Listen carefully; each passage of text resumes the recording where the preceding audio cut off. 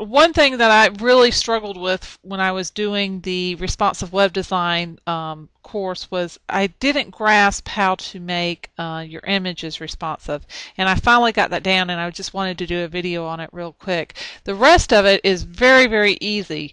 If you have an existing website, you're basically taking your widths and you're changing them to percentages. You're taking things like your your line height, and you're changing it to measurements of EMs. So it's very, very easy to follow, but the first time I ran through it, I was a newbie to doing web design, and I really did not grasp the concept of how to make your images responsive. So like what you can see right here, this right here is a sidebar, and the width has been reset to percentages, so it floats. And this right here is content, and it has been set to percentages, so it floats too. You can see the text is going around there right here. But the problem is when it comes up against this image, it kind of overlaps the image, and that's because the image is not responsive. Now what I'm going to do is show you how to make the image responsive. Okay, so I'm in Dreamweaver, and here's my code. And here's how it exists now, okay? And if you go to here, I'm using Adobe Dreamweaver CS 5.5, but the concept's universal. It doesn't matter what program you have. Okay, if you go here, and I like to show this, and you go to Code View, here is how that tag appears as it is. Okay, so it does have a width of 540 and a height of 435. And like I said, whenever you drag that over, it bumps against that because the width is holding at 540, so it will not collapse. What I'm going to do is show you how to make that responsive.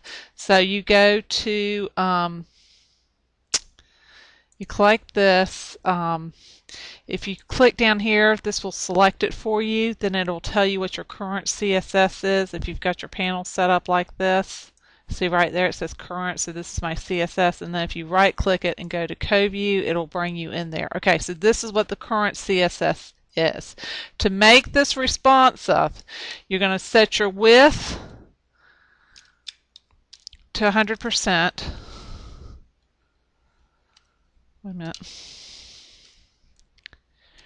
And now you don't want it to, suppose your website's 1280 pixels, you don't want it to be always 100%. You want a max width, meaning that it can't go any larger than this.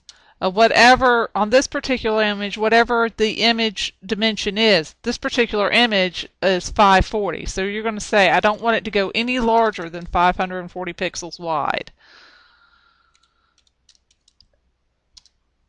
I want it to do 100%, but then I don't want it to ever go any larger than 540. So if my screen is larger than that, it'll stop. Okay, then the other thing you have to ask about is the height. What happens with that? Because you know on images you need to be proportional. Let me show you a quick way to do this. If you hit H and you hit Control and your space bar, it'll bring up the contextual box that will help you, and then you can just hit your arrows and enter to select what you want. Make sure you put that on there, the end. And then if you do Alt FL, it'll save that document for you. Let me just look at this because I want to make sure I got everything in there. I'm floating it to the left, which is good, and then the margins I'm just keeping. Okay, so now when you hit refresh, hit Alt FL, and I go back over to my view in my browser, and I hit F5 to refresh, or you can hit there, and I do this, it scales. See how that works? Okay, that's just a real quick lesson on responsive design for images. I hope that helps. Thanks.